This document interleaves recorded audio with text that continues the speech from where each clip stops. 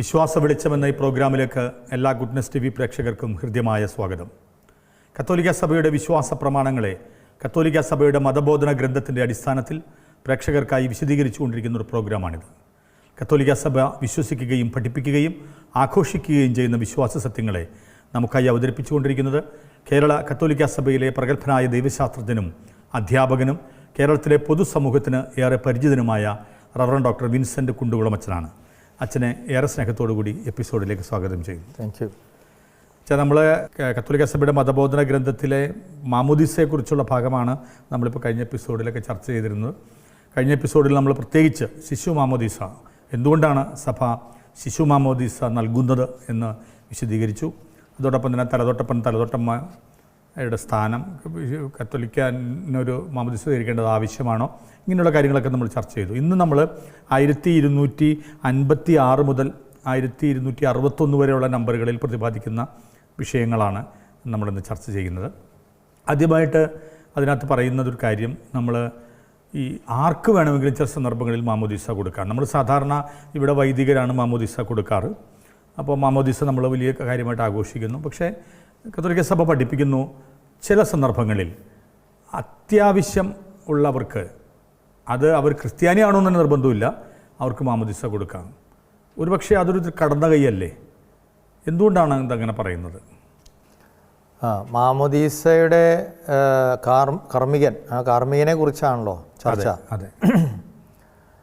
സാധാരണ മാമോദീസ കൊടുക്കേണ്ടത് ഒന്നോലെ മെത്രാൻ അല്ലെങ്കിൽ വൈദികൻ, പിന്നെ ലത്തീൻ സഭ പാരമ്പര്യത്തിൽ ഡീക്കന്മാരും കൊടുക്കാറുണ്ട്.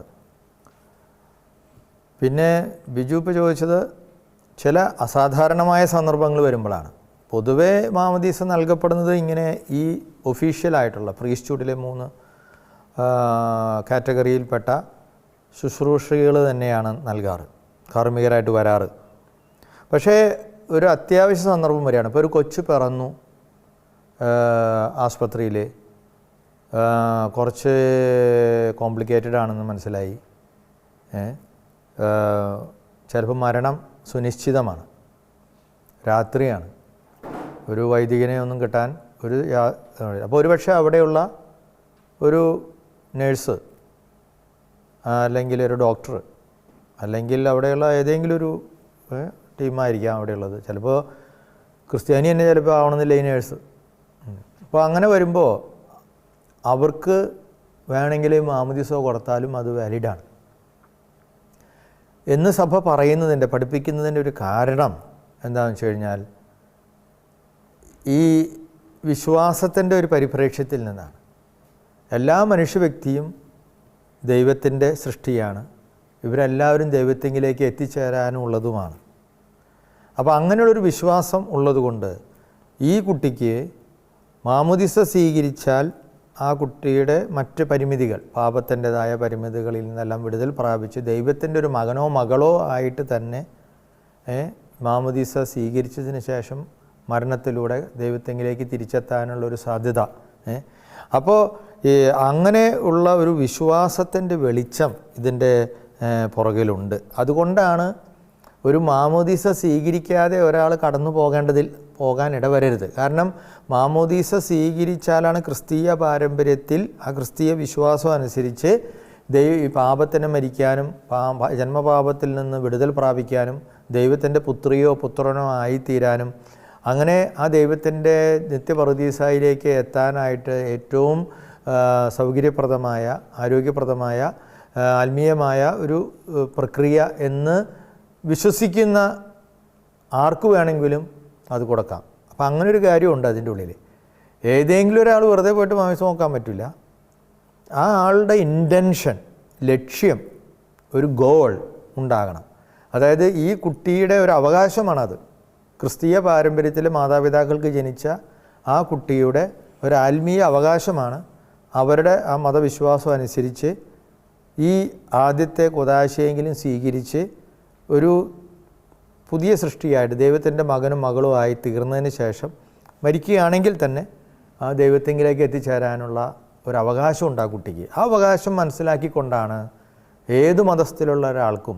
പക്ഷേ ഞാൻ നേരത്തെ സൂചിപ്പിച്ചതുപോലെ ഇൻറ്റൻഷൻ ഈ ആൾ ഒരു ക്രിസ്ത്യാനി ആവണമെന്നില്ല, പക്ഷേ ഈ ക്രിസ്ത്യാനിയുടെ ഇൻറ്റൻഷൻ ആ ചെയ്യുന്ന ആളുകൾക്ക് വേണം. അപ്പോഴാണ് ആ നിയോഗത്താൽ അത് ചെയ്യുമ്പോഴാണ് അത് ആവശ്യമായിട്ട് വരുന്ന ഫലവത്താകുന്നത്. അപ്പോൾ രക്ഷയ്ക്ക് മാമോദീസ അത്യാവശ്യമാണ് എന്നുള്ളൊരു വിശ്വാസവും ഇതിൻ്റെ പുറകിൽ ക്രിസ്തീയ സഭയിലുള്ളത് കൊണ്ടാണ്. അതായത് മാമോദീസ സ്വീകരിച്ചാലാണ് നിത്യരക്ഷ ലഭിക്കുകയുള്ളൂ എന്നുള്ള ഒരു കാര്യമുള്ളത് കൊണ്ട്. മാത്രമല്ല ഇത് ബാക്കിയുള്ളവർക്കും ചെയ്യാം എന്നുള്ളതിന് സാർവത്രികമായ ദൈവത്തിൻ്റെ രക്ഷാകര ഒരു പദ്ധതിയുണ്ട്. ഏത് മതവിശ്വാസത്തിൽപ്പെട്ട ആളായാലും ദൈവത്തിൽ നിന്ന് തന്നെയാണ് ഉത്ഭവം. ഒരു ദൈവമേ ഉള്ളൂ. ആ ഒരു ദൈവത്തിൽ നിന്ന് തന്നെയാണ് എല്ലാ മനുഷ്യരും ഉണ്ടാകുന്നത്. ഇനി നമ്മൾ പല രീതിയിലൊക്കെ ഈ ദൈവത്തെ വ്യാഖ്യാനിച്ചാലും മനസ്സിലാക്കിയാലും ആരാധിച്ചാലും അവസാനം സത്യദൈവമായ ദൈവം ഒന്നേ ഉണ്ടാവാൻ വഴിയുള്ളൂ. ആ ദൈവത്തെങ്കിലേക്ക് തന്നെയായിരിക്കണം സത്യമായ എല്ലാ അന്വേഷണങ്ങളും എത്തിപ്പെടേണ്ടതും. അപ്പോൾ ദൈവത്തിൻ്റെ സാർവത്രികമായ രക്ഷാകരമായ പദ്ധതിയിലെ സഭ വിശ്വസിക്കുന്നത് കൊണ്ടും ആ രക്ഷാകരമായ പദ്ധതിയിലെ നല്ല ഇൻറ്റൻഷനോടുകൂടെ നല്ല ഉദ്ദേശത്തോടുകൂടെ വേറൊരു മതവിശ്വാസി തന്നെ ആയിക്കൊള്ളട്ടെ, ഈ ക്രിസ്ത്യാനിയായി ജനിച്ച ഒരു കുട്ടിക്ക്, ആ പാരമ്പര്യത്തിൽ ജനിച്ച കുട്ടിക്ക് അങ്ങനെയുള്ളൊരു അവകാശം നടപ്പിലാക്കാൻ വേണ്ടി ആ നല്ല ഉദ്ദേശത്തോടു കൂടെ അത് ചെയ്യാൻ നമ്മൾ അനുവദിക്കുന്നു, സഭ അനുവദിക്കുന്നു. കാരണം മാമോദീസ സ്വീകരിക്കുന്നത് നിത്യരക്ഷയ്ക്ക് അത്യാവശ്യമാണ്. ദൈവത്തിൻ്റെ പുത്രിയായി തീരുക, പുത്രനായി തീരുക എന്നുള്ളത് ഒരു വിശ്വാസത്തിലാണ്. പക്ഷേ അതിൽ രണ്ട് കാര്യങ്ങളാണുള്ളത്. ഇത് ചെയ്യുമ്പോൾ ആൾക്ക് നല്ല നിയോഗം ഉണ്ടാകണം. ക്രിസ്തീയ വിശ്വാസത്തിൻ്റെ നിയോഗം വെച്ചത് ചെയ്യണം. രണ്ട്, പിതാവിൻ്റെയും പുത്രൻ്റെയും പരിശുദ്ധാത്മാവിൻ്റെയും നാമത്തിൽ, ത്രിത്വൈക നാമത്തിലാണ് ഈ മാമോദീസ മുക്കുന്നത്. അവർ വെറുതെ കുട്ടിയുടെ മീതെ കുരിശ് വരച്ച് സാധിക്കുമെങ്കിൽ ഒരു വെള്ളം ഒഴിക്കാൻ അങ്ങനെ പറ്റുക, അങ്ങനെ ഒരു മാമിസം മുക്കുന്ന രീതിയിൽ ഏറ്റവും ലളിതമായിട്ടാണ്. അത് ആ സമയത്തിൻ്റെ സിറ്റുവേഷൻ അനുസരിച്ച് അത് മാറും. പക്ഷേ അങ്ങനെ ഗുഡ് ഫെയ്ത്ത്, ബോനാഫീതെ എന്ന് പറയും ലാറ്റിനിൽ, ആ നല്ല ഉദ്ദേശത്തോടു കൂടെ നല്ല വിശ്വാസത്തോടു കൂടെ അങ്ങനെ ചെയ്യാൻ സഭ അനുവദിച്ചിരിക്കുന്നു. കാരണം അതിലൂടെ സഭ നൽകുന്ന പ്രധാനപ്പെട്ട സന്ദേശം ഇതാണ്: ഏതൊരു മതവിശ്വാസിക്കും ആ പാരമ്പര്യത്തിൽ ജനിക്കുന്ന ആൾക്ക് ആ വിശ്വാസം അനുസരിച്ച് ഒരു പുതിയ സൃഷ്ടിയായിട്ട് ദൈവത്തെങ്കിലേക്ക് എത്തിച്ചേരാനുള്ള അവകാശമുണ്ട്. ഇനി അങ്ങനെ മാമോദീസ സ്വീകരിക്കുന്ന നിത്യരക്ഷയ്ക്ക് അത്യാവശ്യമാണ്. അത് ചെയ്യാനായിട്ട് ഏത് മതത്തിൽപ്പെട്ട ഒരാളായാലും ആവശ്യ സന്ദർഭം വന്നാൽ, അസാധാരണ സന്ദർഭം വന്നാൽ അത് നിർവഹിക്കാം. കാരണം അവരും ദൈവത്തിൻ്റെ നിന്ന് വരുന്നു, ദൈവത്തെങ്കിലേക്ക് തിരിച്ചു ചൊല്ലുന്നു എന്നുള്ള വിശ്വാസങ്ങളാണ് ഇതിൻ്റെ അടിസ്ഥാനമായിട്ട് നിൽക്കുന്നത്. അതെനിക്ക് തോന്നുന്നു, ഞാനിതിന് മുമ്പ് വർഷങ്ങൾക്ക് മുമ്പ് ഇത് വായിച്ച ഇതിനകത്തൊരു ജാപ്പനീസ് ഇതിനകത്ത് ഇങ്ങനെ ഈ രണ്ടാം ലോക മഹായുദ്ധം നടക്കുന്ന സമയത്ത് ഒരു ജപ്പാൻ പട്ടാളക്കാരൻ, അദ്ദേഹം ക്രിസ്ത്യാനിയാണോ എന്ന് ആഗ്രഹിച്ചിരുന്നു. ഒത്തിരി ഇങ്ങനെ പള്ളിയിലൊക്കെ പോകും, ഇങ്ങനെ ക്രിസ്ത്യാനി മാമോദീസ മുങ്ങണമെന്ന് ആഗ്രഹിച്ചിരിക്കുന്നു. പക്ഷേ അദ്ദേഹത്തിന് മാമോദീസ മുങ്ങാൻ സാധിച്ചില്ല. പക്ഷേ ഈ യുദ്ധത്തിനിടയിൽ അദ്ദേഹം പരിക്ക് പറ്റുന്നു, മരണത്തോട് അടുക്കുന്നു. അപ്പോൾ അദ്ദേഹം ഒരു പട്ടാളക്കാരനോട് ആവശ്യപ്പെടുകയാണ് എന്നെ മാമോദീസ മുക്കാൻ. അയാൾ പറഞ്ഞു, ഞാനൊരു ക്രിസ്ത്യാനി അല്ലല്ലോ. ഹൃദയസ്പർശിയാണത്. അപ്പോൾ അദ്ദേഹം പറയുന്നുണ്ട്, സാരമില്ല, നീ എന്നെ പിതാവിൻ്റെയും പുത്രൻ്റെയും പരിശുദ്ധാത്മാവിൻ്റെയും നാമത്തിൽ മാമോദീസ മുക്കൂ എന്ന് പറഞ്ഞ് മുക്കുകയും അദ്ദേഹം മരിക്കുകയും ചെയ്യുന്നൊരു സന്ദർഭം ഞാൻ വായിച്ചിട്ടുണ്ട്. അപ്പോൾ അത് ഒരുപക്ഷെ അദ്ദേഹം ക്രിസ്ത്യാനിയല്ല ഈ കൊടുത്തയാളും. അങ്ങനെ ഒരു സന്ദർഭം, അതാണ് ആഗ്രഹത്താലുള്ള മാമോദീസ എന്നുള്ള ഒരു കാര്യമുണ്ട് അതിൽ. അതായത് അത് രണ്ട് രീതിയുണ്ട്. ഇപ്പോൾ ചോദിച്ച് മേടിച്ചല്ലോ ചില സന്ദർഭങ്ങളിൽ. അപ്പോൾ അവിടെ ആ അർത്ഥിയുടെ ഇൻറ്റൻഷനാണ് ഇമ്പോർട്ടൻറ്റ്. അപ്പോൾ അർത്ഥി ആളോട് പറഞ്ഞു കൊടുത്തു, കാരണം മറ്റേ ആൾക്ക് അതിനെ കുറിച്ചുള്ള അറിയില്ല. അപ്പോൾ അർത്ഥി തന്നെ, പിന്നെ അർത്ഥിക്ക് പറയാൻ പറ്റുന്ന ഒരു അവസ്ഥയിലായിരുന്നു. അതുകൊണ്ട് അർത്ഥി അത് പറഞ്ഞു. അത് വളരെ മനോഹരമായ ഹൃദയസ്പർക്കായ ഒരു അനുഭവമാണ് ബിജു ഇപ്പോൾ വിവരിച്ചത്. ഇനി ഈ ചിലപ്പോൾ ഇങ്ങനെയുള്ള ആളുകൾ മാമോദീസ സ്വീകരിക്കാൻ പറ്റാതെ മരിച്ചു പോവുകയുണ്ടാവും. അവരെ നമ്മൾ ആഗ്രഹത്താലുള്ള മാമോദീസ, ബാപ്റ്റിസം ബൈ ഡിസയർ, സ്വീകരിച്ചതായിട്ട് സഭ കണക്ക് കൂട്ടുന്നു. ഒരാളിങ്ങനെ ആഗ്രഹിച്ച് നടന്നു, എനിക്ക് ക്രിസ്ത്യാനിയാകണം, മാമോദീസ സ്വീകരിക്കണം. അത് പറയുന്ന പോലെ ഈ യുദ്ധ രംഗങ്ങളിലൊക്കെ ഇത് ധാരാളം സംഭവിക്കാറുണ്ട്. അതുപോലെ തന്നെ രക്തത്താലുള്ള മാമോദീസയുണ്ട്. അത് ക്രിസ്തുവിൻ്റെ നിലപാടുകൾക്ക് വേണ്ടി, സത്യത്തിന് വേണ്ടി, നീതിക്ക് വേണ്ടി ഒക്കെ ചിലപ്പോൾ രക്തസാക്ഷിത്വം വരിക്കുകയാണ് ആളുകൾ. അങ്ങനെ വരിക്കുമ്പോൾ അവർ രക്തത്താൽ മാമോദീസ സ്വീകരിച്ചു എന്ന് പോലും സഭ അതിനെ മനസ്സിലാക്കാറുണ്ട്. അതായത് രക്തം ചിന്തിക്കൊണ്ടാണ് അവർ, നേരത്തെ നമ്മളിപ്പോൾ കഴിഞ്ഞ എപ്പിസോഡുകളിൽ പറഞ്ഞതുപോലെ, ആ മാമോദീസ മുങ്ങുന്നത് ആ ജീവൻ തന്നെ ബലി കൊടുത്തുകൊണ്ട് രക്തം ചിന്തിക്കൊണ്ടാണ്. അപ്പോൾ അത് രക്തത്താലുള്ള മാമോദീസ എന്ന് അങ്ങനെയുള്ള കാര്യങ്ങളിൽ പറയും. പിന്നെ ആഗ്രഹത്താലുള്ള മാമോദീസ എന്ന് പറയുന്നു. നേരത്തെ ബിജു പറഞ്ഞതുപോലെ ഇങ്ങനെയുള്ള ഒരു അസാധാരണ സന്ദർഭമാണ് ബിജു വിവരിച്ചത്. അങ്ങനെയുള്ള സന്ദർഭങ്ങളിൽ തീർച്ചയായിട്ടും ആ മാമോദീസ നൽകുന്ന വ്യക്തിക്ക് അതിനുള്ള വിവേകമോ അല്ലെങ്കിൽ അതിനുള്ള അറിവോ ഇല്ലെങ്കിൽ അർത്ഥിക്ക് തന്നെ അത് പറഞ്ഞ് അദ്ദേഹത്തിന് അത് കൈമാറി അദ്ദേഹം ആ ഉദ്ദേശത്തോടു കൂടെ അത് നിർവഹിച്ചു എന്നുള്ളതാണ് മനോഹരമായ കാര്യം. അതോടൊപ്പം തന്നെ അച്ഛൻ നേരത്തെ പറയുകയുണ്ടായി, ഈ നമ്മൾ ഇങ്ങനെ മാമോദീസ കൊടുക്കുന്നത് ഈ നിത്യരക്ഷയ്ക്ക് ഇത് ആവശ്യമാണ് എന്ന് ബോധ്യമുള്ളതുകൊണ്ടാണ്. വാസ്തവത്തിൽ ഈ നിത്യരക്ഷയ്ക്ക് മാമോദീസ അത്യാവശ്യമാണെന്ന് സഭ പഠിപ്പിക്കുന്നുണ്ടോ? സഭ ഔദ്യോഗികമായി പല സന്ദർഭങ്ങളിലും പഠിപ്പിച്ചിട്ടുണ്ട്. കാരണം അത് സുവിശേഷങ്ങളിൽ ക്രിസ്തു തന്നെ ആവശ്യപ്പെട്ടിട്ടുള്ള കാര്യമാണ്. കാരണം യോഹന്നാൻ്റെ സുവിശേഷത്തിൽ നമ്മൾ കഴിഞ്ഞ എപ്പിസോഡിൽ പറഞ്ഞു പോയിട്ടുള്ളതാണ്. നമ്മുടെ പ്രേക്ഷകർക്ക് വളരെ സുപരിചിതമാണത്. നിക്കോദേമോസിനോട് പറയുന്നു, നീ ആത്മാവിനാലും ജലത്താലും മാമോദീസ സ്വീകരിച്ചില്ലെങ്കിൽ, നീ സ്നാനപ്പെട്ടില്ലെങ്കിൽ, ക്രിസ്തു തന്നെ മാമോദീസ സ്വീകരിച്ചിരുന്നല്ലോ. പക്ഷേ ക്രിസ്തു മാമോദീസ സ്വീകരിച്ചത് ക്രിസ്തുവിന് മാമോദീസ സ്വീകരിച്ചത് പാപം പോകാനൊന്നും ആയിരുന്നില്ല. പക്ഷേ ആ യഹൂദൻ എന്ന രീതിയിലുള്ള ആ കർമ്മം യോഹന്നാനിൽ നിന്ന് മാമോദീസ സ്വീകരിക്കുന്നുണ്ട് തീർച്ചയായിട്ടും. അപ്പോൾ അതുപോലെ നമ്മൾ മത്തായിയുടെ സുവിശേഷത്തിൽ 28 അധ്യായം 19-20 വാക്യങ്ങളിൽ നിങ്ങളെല്ലാവരും പോയി സ്നാനപ്പെടുത്തുവിൻ എന്ന് കർത്താവ് കൃത്യമായിട്ട് പറഞ്ഞിട്ടുണ്ട്. അപ്പോൾ നമ്മൾക്ക് കിട്ടിയ സുവിശേഷത്തിൻ്റെ വെളിച്ചം വെച്ച് നോക്കുമ്പോൾ, യേശു ചെയ്ത കാര്യങ്ങൾ വെച്ച് നോക്കുമ്പോൾ തീർച്ചയായിട്ടും മാമോദീസ സ്നാനപ്പെടുക എന്നുള്ളത് നിത്യരക്ഷയ്ക്ക് അത്യാവശ്യമായിട്ട് തന്നെയാണ് നമ്മൾ പഠിച്ചിട്ടുള്ളത്. പിന്നെ അതുകൊണ്ട് നമുക്ക് വെളിപ്പെടുത്തപ്പെട്ട സത്യം അതായിരിക്കുന്നത് കൊണ്ടാണ് നമ്മൾ എന്തെന്ന് പറയുന്നത്, മാമോദീസ നിത്യരക്ഷയ്ക്ക് അത്യാവശ്യമാണ് എന്ന് നമ്മൾ പഠിപ്പിക്കുന്നത്. അതിനു വേണ്ടിയാണ് നമ്മൾ ഈ രക്തത്താലുള്ള മാമോദീസ, ആഗ്രഹത്താലുള്ള മാമോദീസ എന്ന് പറയുന്ന നേരത്തെ പറയുന്ന രീതിയിലുള്ള വിശദീകരണങ്ങൾ പോലും സഭയിൽ രൂപപ്പെട്ടത്. അപ്പോൾ ക്രിസ്തുവിൻ്റെ ഒരു കൽപ്പനയാണത് വാസ്തവത്തിൽ. നിങ്ങൾ മാമോദീസ ജലത്താലും ആത്മാവിനാലും വീണ്ടും ജനിക്കുക. അപ്പോൾ അങ്ങനെ ഒരു കൽപ്പന നമ്മൾ സഭ അത് ഏറ്റുവാങ്ങി അത് നിത്യരക്ഷയ്ക്ക് ആവശ്യമാണെന്ന് പഠിപ്പിക്കുന്നു. അപ്പോൾ അങ്ങനെ പഠിപ്പിക്കുമ്പോഴും സഭ തന്നെ പറയുന്നുണ്ട്, നമ്മൾ ഈ അത്യാവശ്യം മറ്റുള്ളവർക്ക്, എല്ലാ മനുഷ്യർക്കും ഈ ക്രിസ്തുവിലൂടെ രക്ഷപ്പെടാനുള്ള സാധ്യതയുണ്ട് എന്ന് പറയുന്നുണ്ട്. മാമോദീസ മുങ്ങിയില്ലെങ്കിൽ പോലും നല്ല ജീവിതം നയിച്ചാൽ, മനസ്സാക്ഷിക്കനുസരിച്ച്, 2ാം വത്തിക്കാൻ കൗൺസിലിൻ്റെ പ്രബോധനമാണല്ലോ, മനസ്സാക്ഷിക്കനുസൃതമായ ഒരു ജീവിതം നയിച്ചാൽ, ക്രിസ്തീയ മൂല്യങ്ങളിൽ അടിയുറച്ച് ജീവിതം നയിച്ചാൽ സകല മനുഷ്യർക്കും ക്രിസ്തുവിൻ്റെ പെസഹാരക്ഷയവുമായി സംയോജിക്കാനുള്ള സാധ്യത ഉണ്ട് എന്ന് സഭ പഠിപ്പിക്കുന്നുണ്ട്. അപ്പോൾ ഇത് തമ്മിൽ എങ്ങനെയാണ് പൊരുത്തപ്പെട്ടു പോവുക? തീർച്ചയായിട്ടും നമ്മൾ ഇതിനെക്കുറിച്ച് മുമ്പ് ഒരു എപ്പിസോഡിൽ വളരെ വിശദീകരിച്ച് പറഞ്ഞിട്ടുണ്ട്. നമ്മുടെ ഈ മതബോധന വിശദീകരണ ഇതുപോലത്തുള്ള സീരീസിൽ തന്നെ. ഇവിടെയാണ് നമ്മളിത് തമ്മിലുള്ള വ്യത്യാസം കൃത്യമായിട്ട് മനസ്സിലാക്കേണ്ടത്. സഭ ഔദ്യോഗികമായി പഠിപ്പിക്കുന്നതും അല്ലെങ്കിൽ സാധാരണമായിട്ട് കാണുന്നതും ദൈവശാസ്ത്രപരമായിട്ട് നമ്മളത് വ്യാഖ്യാനിക്കുമ്പോൾ, ബുദ്ധിക്കും മനസ്സിനും മനസ്സിലാകുന്ന രീതിയിൽ വ്യാഖ്യാനിക്കുമ്പോൾ കൃത്യമായിട്ട് എന്നും പഠിപ്പിക്കുന്നത് നിത്യരക്ഷയ്ക്ക് മാമോദീസ സ്വീകരിക്കണം എന്ന് തന്നെയാണ്. പക്ഷേ അതിനപ്പുറത്തുള്ള വേറൊരു വലിയൊരു രഹസ്യാത്മകമായ ഒരു കാര്യത്തിൻ്റെ മുന്നിൽ ഒരേ സമയം സഭ നിൽക്കുകയാണ്. കാരണം എന്താണ്? സഭ ചിന്തിക്കുകയാണ്, ഈ ദൈവം ക്രിസ്ത്യാനികളുടെ മാത്രം ദൈവമല്ല. ഞാൻ ആരാധിക്കുന്ന ദൈവം, പഴയ നിയമത്തിലെ ഇസ്രായേൽക്കാർ യഹോവ എൻ്റെ ദൈവമാണെന്ന് പറഞ്ഞെങ്കിൽ ആ യഹോവ ഇസ്രായേൽക്കാരുടെ മാത്രം യഹോവയായിട്ടല്ല അവർ വിശ്വസിച്ചിരുന്നത്, എല്ലാ ജനപദങ്ങളുടെയും യഹോവയാണ്. പക്ഷെ അവരെല്ലാവരും അത് മനസ്സിലാക്കണമെന്നില്ല. അതുപോലെ ഇന്ന് സഭ മനസ്സിലാക്കുന്നു, സഭ ദൈവമായിട്ട് ആരാധിക്കുന്ന ഈ ത്രിത്വേക ദൈവം തന്നെയാണ് ഈ ലോകത്തിലെ സകല ജനപദങ്ങളുടെയും ഏകദൈവം. അങ്ങനെയെങ്കിൽ ആ ഏകദൈവമായ ത്രിത്വേക ദൈവത്തിൻ്റെ രക്ഷാകരമായ പദ്ധതിയിലെ ക്രിസ്ത്യാനികൾക്ക് മാത്രമല്ല പങ്കുള്ളത്, ഈ ലോകത്തിലെ എല്ലാ ജനപദങ്ങൾക്കും പങ്കുണ്ട്. ക്രിസ്തു മരിച്ചത് ക്രിസ്ത്യാനികൾക്ക് വേണ്ടി മാത്രമായിരുന്നില്ല, അവൻ മരിച്ചത് ലോകത്തിലെ എല്ലാ ജനതകൾക്കും വേണ്ടിയായിരുന്നു. അവൻ്റെ പെസഹാരഹസ്യത്തിലൂടെ, മരണത്തിലൂടെ അവൻ രക്ഷിച്ചത് ക്രിസ്ത്യാനികളെ മാത്രമല്ല, ഈ ലോകത്തിലെ എല്ലാ ജനപദങ്ങളെയുമാണ്.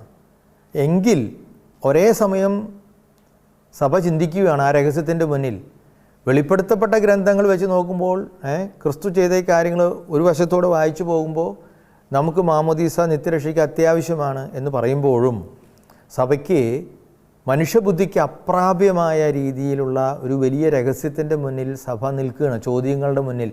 ക്രിസ്തു തന്നെ വെളിപ്പെടുത്തിയ പല കാര്യങ്ങളുടെയും വെളിച്ചത്തിൽ, അതായത് ക്രിസ്തു എല്ലാവരുടെയും ദൈവമാണ്, ഒരു സ്നേഹപിതാവാണ്. സ്നേഹപിതാവായ ഒരു ദൈവത്തെ മറ്റുള്ള ജനതകളെ വെറുതെ നിത്യരക്ഷയിൽ ഭാഗവാക്കാകാതെ ജീവിക്കാൻ സാധിക്കുമോ? ദൈവം നന്മയല്ലേ?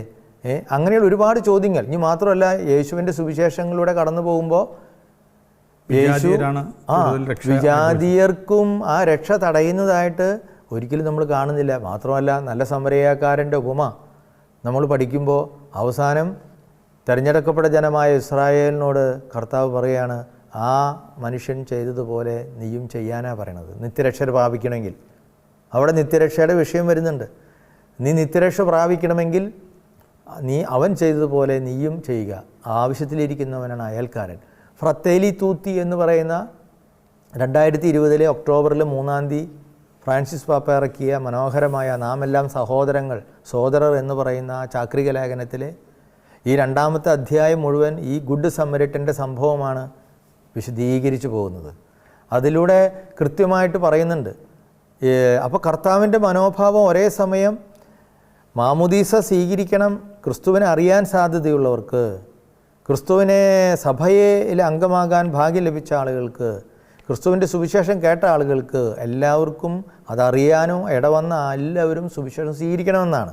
എന്നാൽ അതോടൊപ്പം തന്നെ ദൈവത്തിൻ്റെ പ്രവർത്തനങ്ങൾ, ക്രിസ്തുവിൻ്റെ വാക്കുകൾ, ചെയ്തികൾ നമ്മൾ വിശകലനം ചെയ്യുമ്പോൾ അതോടൊപ്പം നമ്മൾ കാണുന്നൊരു കാര്യമാണ്, അതിനപ്പുറത്തും ഈ ദൈവത്തിൻ്റെ പ്രവർത്തനങ്ങൾ നടക്കുന്നുണ്ട്. ദൈവം അവർക്കെതിരെ വാതിൽ കൊട്ടി അടയ്ക്കുന്നില്ല. ഇനി നമ്മളൊന്ന് ചിന്തിച്ച് നോക്കിയേ, സൃഷ്ടിയെ തന്നെയുള്ള വിവരണം, സൃഷ്ടിയിലുള്ള വിവരണം എന്താണ് പറയുന്നത്? ദൈവം അവൻ്റെ സ്വന്തം ഛായയിലും സാദൃശ്യത്തിലും മനുഷ്യനെ സൃഷ്ടിച്ചു എന്നാണ് പറയുന്നത്. അങ്ങനെയെങ്കിൽ ഈ ലോകത്തിലുള്ള എല്ലാ മനുഷ്യരിലും ദൈവത്തിൻ്റെ കയ്യൊപ്പില്ലേ? ഇനി യോഹന്നാൻ്റെ സുവിശേഷം 1-ാം അധ്യായം 1 മുതൽ 4 വരെയുള്ള ഭാഗങ്ങൾ, ആദിയിലെ വചനം ഉണ്ടായിരുന്നു, വചനം ദൈവത്തോടു കൂടിയായിരുന്നു, വചനം ദൈവമായിരുന്നു, അവനിലൂടെയാണ് എല്ലാം ഉണ്ടായത്, അവനിലൂടെ അല്ലാതെ ഒന്നും ഉണ്ടാക്കപ്പെട്ടിട്ടുമില്ല. എങ്കിൽ ഈ ലോകത്തിൽ ഉണ്ടായിട്ടുള്ള എല്ലാ മനുഷ്യകുലത്തിലെ എല്ലാ മക്കളിലും ഈ ക്രിസ്തുവിൻ്റെ ഛായ ഉണ്ട്, പ്രതിച്ഛായയുണ്ട്. അതാണ് മനസാക്ഷിയുടെ സ്വരമായിട്ട് എല്ലാവരിലും ഉണ്ട്. അതുകൊണ്ടാണ് സഭ പഠിപ്പിക്കുന്നത്, തൻ്റേതായ പ്രത്യേകമായ കാരണമില്ലാതെ ഏതെങ്കിലും മറ്റു മതങ്ങളിൽ വിശ്വസിക്കുന്ന ആളുകളും മനസാക്ഷിയുടെ സ്വരമനുസരിച്ച് നന്മ ചെയ്ത് ജീവിക്കുമ്പോൾ, നീതിക്കനുസൃതമായി ജീവിക്കുമ്പോൾ, അവർ ആ ചെയ്യുന്ന പ്രവൃത്തി വാസ്തവത്തിൽ ഒരു സഭയിലെ അംഗമായ എന്നതിനെ അല്ലെങ്കിൽ മാമുദീസ സ്വീകരിച്ചതിന്, ദൈവത്തിൻ്റെ ഇംഗിതമനുസരിച്ച് ജീവിക്കുന്നതിന് തുല്യമായിട്ട് പരിഗണിക്കപ്പെടും. അവരും ആ അർത്ഥത്തിൽ സഭയിൽ അംഗങ്ങളാണ്. That is the invisible church. അതായത് അപ്പോൾ അവർ ആഗ്രഹത്താലെ മാമുദീസ സ്വീകരിച്ചു കഴിഞ്ഞു. ആ രീതിയിലാണ് സഭ വ്യാഖ്യാനിക്കുന്നത്. അതായത് അപ്പോൾ ഇതര മതസ്ഥരെ, നന്മ ചെയ്ത് ജീവിക്കുന്നവരെ, ദൈവത്തിൻ്റെ ഇഷ്ടം അനുസരിച്ച് പ്രവർത്തിക്കുന്ന ആളുകൾ, അവരെ വാസ്തവത്തിൽ നമ്മൾ കാണുന്നത്, വിശ്വാസി കാണുന്നത്, ക്രിസ്ത്യാനി കാണുന്നത് ഈ അഭൗമികമായ സഭയുടെ, അദൃശ്യമായ സഭയുടെ അംഗമായിട്ട് തന്നെയാണ്. ആ അർത്ഥത്തിൽ അവർ മാമുദീസ സ്വീകരിച്ച ആളുകളോട് തുല്യമായിട്ട് ആ പ്രസാദപരത്തിൽ അവർ നയിക്കപ്പെടുന്നതായിട്ട്, പരിശുദ്ധാത്മാവിൻ്റെ കൃപ ലഭിക്കുന്ന ആളുകളായിട്ട് കണക്കാക്കപ്പെടുന്നത് കൊണ്ടാണ്. പക്ഷേ അവിടെ വളരെ മനോഹരമായിട്ട് വത്തിക്കാൻ കൗൺസിൽ ആ ഭാഗം പറയുന്നുണ്ട്. അത് ഗൗദിയം എത്ത് സ്പെഷ്യലി 22-ാമത്തെ അധ്യായത്തിലെ 5-ാമത്തെ നമ്പറിൽ പറയുന്നുണ്ട്, ക്രിസ്തു എല്ലാവർക്കും വേണ്ടി മരിച്ചതുകൊണ്ടും എല്ലാ മനുഷ്യരും ദൈവത്തിൻ്റെ ഈ ദൈവത്തിലേക്ക് തന്നെ ആ ഒരേ സോഴ്സിലേക്ക് യാത്ര ചെയ്യുന്നത് കൊണ്ടും, പരിശുദ്ധാത്മാവ് ദൈവത്തിന് മാത്രം അറിയാവുന്ന രീതിയിൽ അവരെ, അങ്ങനെയുള്ള നല്ല മനുഷ്യരെ ക്രിസ്തുവിൻ്റെ പെസഹ രഹസ്യത്തിൽ പങ്കുകാരാക്കുന്നു. അപ്പം വളരെ ശ്രദ്ധിച്ചിട്ടാണ് വത്തിക്കാൻ കൗൺസിൽ അത് പറഞ്ഞിട്ടുള്ളത്. അതിൻ്റെ കാരണം 2 ദൈവശാസ്ത്ര കാരണങ്ങൾ അവിടെ പറഞ്ഞിട്ടുണ്ട്. ഒന്ന്, ക്രിസ്തു മരിച്ചത് എല്ലാവർക്കും വേണ്ടിയാണ്. അത് സെൻറ്റ് തോമസ് 12-ാം നൂറ്റാണ്ടിൽ 13-ാം നൂറ്റാണ്ടിൽ പറഞ്ഞിട്ടുണ്ട്. The universal salvific will of God, ദൈവത്തിൻ്റെ സാർവത്രിക രക്ഷാകര പദ്ധതി. ദൈവം എല്ലാവരും രക്ഷിക്കപ്പെടണമെന്ന് ആഗ്രഹിക്കുന്നു. അങ്ങനെ എല്ലാവർക്കും വേണ്ടി മരിച്ചതുകൊണ്ടും, പിന്നെ ഈ ജനപദങ്ങൾ മുഴുവൻ ഒരേ ദൈവത്തിൽ നിന്ന് വരികയും ഒരേ ദൈവത്തിൽ യാത്ര ചെയ്തതുകൊണ്ടും, ഈ കർത്താവിൻ്റെ പെസഹ രഹസ്യവുമായിട്ട് പരിശുദ്ധാത്മാവ് ദൈവത്തിന് മാത്രം അറിയാവുന്ന രീതിയിൽ അവരെ അതിൽ പങ്കുകാരാക്കുന്നു. അതാണ് നമുക്ക് പറയാൻ പലപ്പോഴും വിഷമം. സഭയുടെ മുന്നിൽ അല്ലെങ്കിൽ നമ്മുടെ മുന്നിൽ സുവിശേഷം നമ്മളെ പഠിപ്പിച്ചതനുസരിച്ച് മാമോദീസ നിത്യരക്ഷയ്ക്ക് ആവശ്യമാണ്.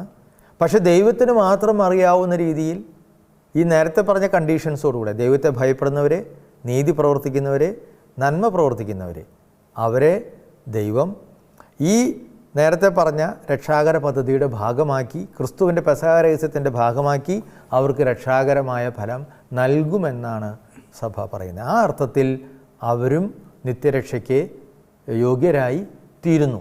ഇതിന് നേരെ ഘടകവിരുദ്ധമായി പഠിപ്പിച്ച ആളുകളെ 1949 ഒരു ലയോണാർ ഫീനി എന്ന് പറയുന്ന ഒരു മങ്ക്, യു എസ് ഒരു തിയോളജിയൻ അച്ഛൻ യു എസ് എയിൽ പഠിപ്പിച്ചിരുന്നു.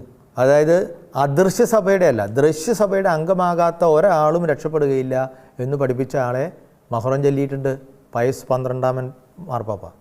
അത് ലയണാർ ഫീനി എന്നായിരുന്നു അച്ഛൻ്റെ പേര്. അപ്പോൾ അന്നത്തെ അവിടുത്തെ ബോസ്റ്റണിലെ ഗാർഡനിലെ വഴിയാണ് ബൂള അയച്ചു കൊടുത്തതൊക്കെ.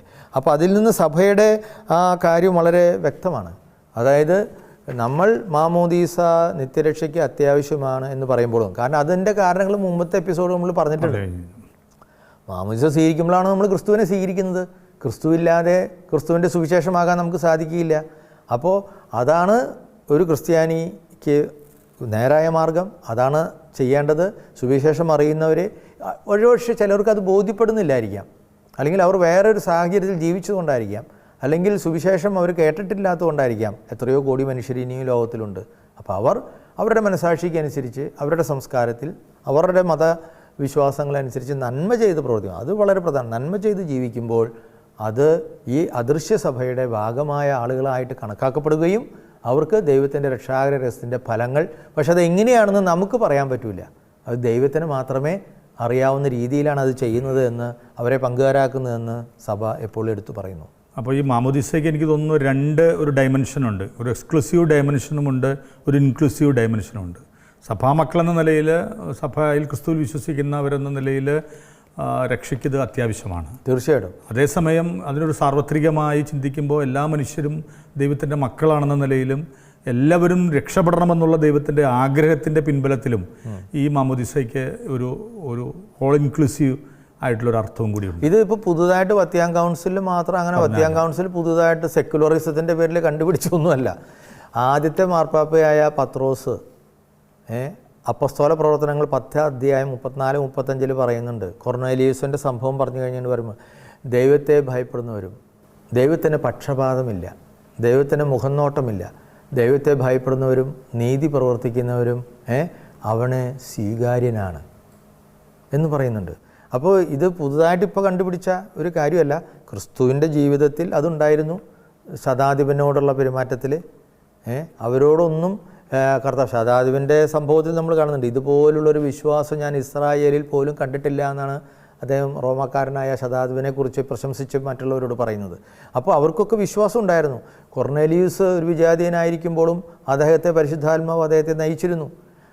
പെന്തക്കോസ്താ ജനത്തിലെ എത്രയോ ആയിരക്കണക്കിന് ആൾക്കാർ അവിടെ, പല മതങ്ങളിൽ നിന്നുള്ള ആളുകൾ അവിടെ ഉണ്ടായിരുന്നു. അവർക്കൊക്കെ പരിശുദ്ധാത്മാവിൻ്റെ അഭിഷേകം മുമ്പേ ലഭിച്ചിരുന്നു. അപ്പോൾ അതുകൂടിയുണ്ട്. നമ്മൾ മറ്റ് ക്രിസ്തീയ മതത്തിന് പുറത്തുള്ള ആളുകളിലും പരിശുദ്ധാത്മാവ് പ്രവർത്തിക്കുന്നുണ്ട്. യോഹന്നാൻ്റെ സുവിശേഷത്തിൽ 3-ാം അധ്യായത്തിൽ 8-ാം വാക്യം പറയുന്ന പോലെ കാറ്റ് അതിന് ഇഷ്ടമുള്ളിടത്തേക്ക് വീശുന്നു, എവിടെ നിന്ന് വരുന്നെന്നോ എവിടേക്ക് പോകുന്നെന്നോ നമുക്ക് അറിഞ്ഞുകൂടാ. അപ്പോൾ അങ്ങനെയുള്ളൊരു മിസ്റ്റീരിയസ് ആയിട്ടുള്ള രഹസ്യാത്മകമായ ഒരു മാനമുണ്ട് ദൈവത്തിൻ്റെ പ്രവർത്തനത്തിന്, പരിശുദ്ധാത്മാവിൻ്റെ പ്രവർത്തനത്തിന്.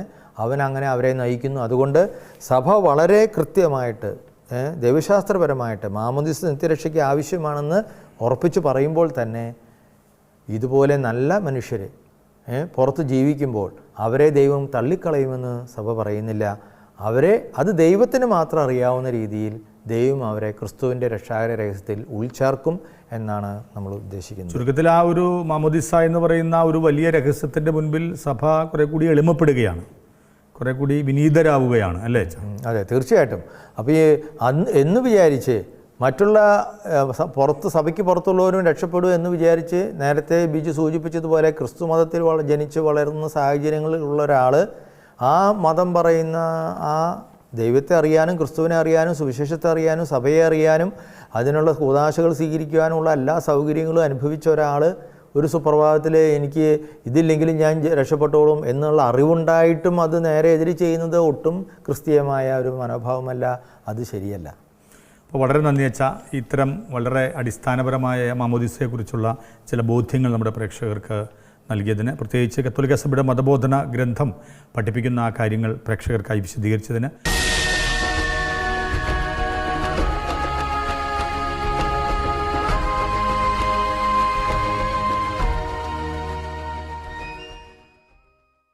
ഒരു ക്രിസ്ത്യാനിയെ സംബന്ധിച്ചിടത്തോളം മാമോദിസ അവൻ്റെ ക്രിസ്തുവിലുള്ള ജീവിതമാണ്, സഭയിലുള്ള അംഗത്വമാണ്, ഒപ്പം രക്ഷയ്ക്കുള്ള മാർഗവുമാണ്. അതേസമയം മാമോദിസയ്ക്ക് ഒരു സാർവത്രിക മാനം കൂടിയുണ്ട് എന്ന് നാം മറക്കരുത്. അടുത്ത എപ്പിസോഡിൽ നമുക്ക് വീണ്ടും കാണാം. എല്ലാവർക്കും നന്ദി, നമസ്കാരം.